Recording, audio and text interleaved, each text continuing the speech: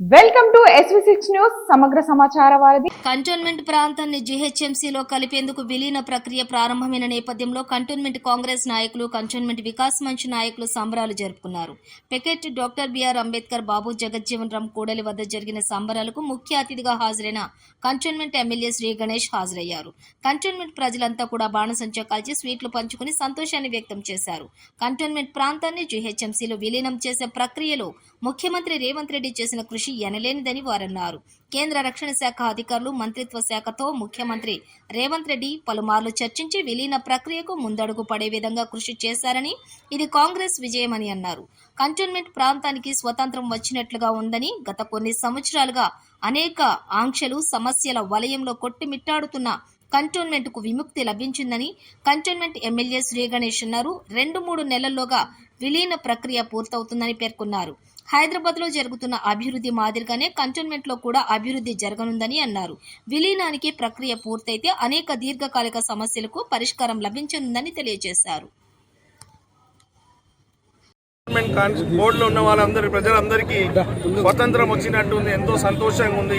స్వతంత్రం వచ్చి ఇన్ని సంవత్సరాలైనా ఇక్కడ ద్వితీయ శ్రేణి పౌరుల్లాగా బతుకుతున్న పరిస్థితి, అన్ని సమస్యలతోటి కూడిన పరిస్థితి, అన్ని ఆంక్షలు ఉంది. అలాంటిది ఈరోజు మన గౌరవ ముఖ్యమంత్రి రేవంత్ రెడ్డి గారి చొరవతోటి ఇంత కదలిక వచ్చింది. డిఫెన్స్లో మెర్జర్ గురించి వారికి కంటోన్మెంట్ ప్రజల తరఫున హృదయపూర్వకంగా ధన్యవాదాలు తెలుపుతున్నాం.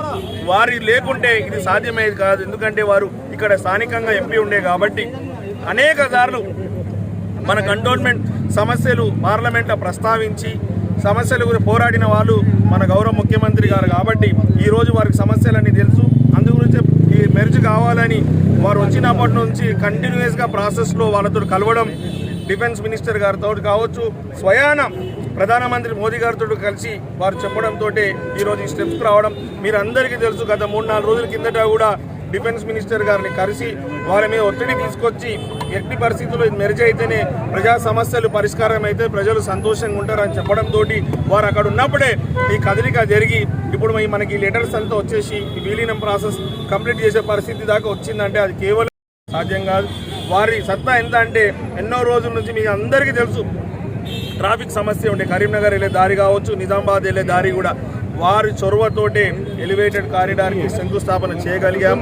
కంటోన్మెంట్ ల్యాండ్స్, ఆర్మీ ల్యాండ్స్ కూడా మనం భూ బదలాయింపు చేసి తీసుకొని అంత పెద్ద ప్రాజెక్ట్కి శంకుస్థాపన చేసిన ఘనత మన ముఖ్యమంత్రి గారే కాబట్టి వారి ద్వారానే సాధ్యమైంది.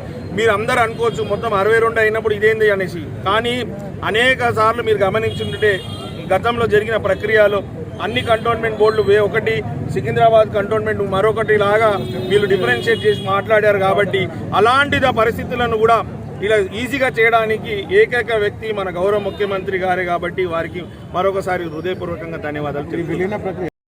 పోరాటం స్టార్ట్ చేసి దేశంలో అన్ని కంటోన్మెంట్ బోర్డు వాళ్ళని కలుపుకోవడం, వారితో మాట్లాడడం, చర్చించడం ద్వారా డిఫెన్స్ మినిస్టర్ కావచ్చు, సెక్రటరీ గారు కూడా పూర్తి అవగాహన వచ్చింది.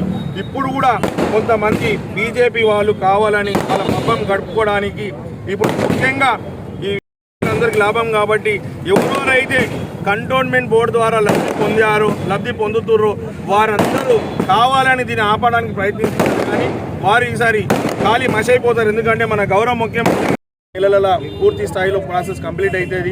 ప్రజలకు అన్ని విధంగా మంచి నీళ్ళు అందుతుంది, మంచి స్కూల్స్, మంచి కాలేజెస్, ఈ 3.5% శాంక్షన్ తోటి జాగా కొనుక్కున్నా, ఇల్లులు కొనుక్కున్నా ఎక్స్ట్రా కట్టాల్సిన అవసరం ఉండదు.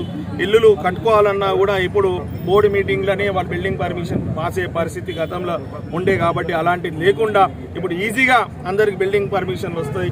FSI ద్వారా కూడా మన బిల్డింగ్ కట్టినప్పుడు కూడా తక్కువ ఎస్ఎఫ్టీలు వచ్చేది. ఇప్పుడు అందరికీ మేలు జరిగే విధంగా రాష్ట్రంలో అన్ని ప్రజలు ఎంత సంతోషంగా ఉన్నారో మా కంటోన్మెంట్ ప్రజలు కూడా సంతోషం ఉండడానికి పూర్తి స్థాయిలో సహకరించిన మన గౌరవ ముఖ్యమంత్రి గారికి మరొకసారి హృదయపూర్వకంగా ధన్యవాదాలు.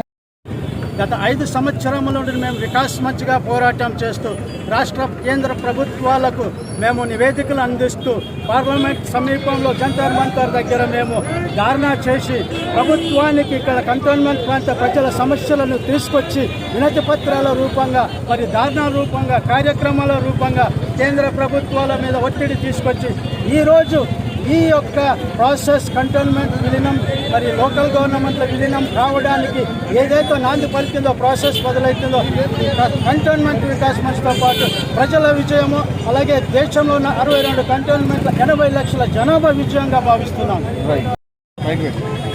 కంటోన్మెంట్ ప్రాంత ప్రజలకు శుభదినం.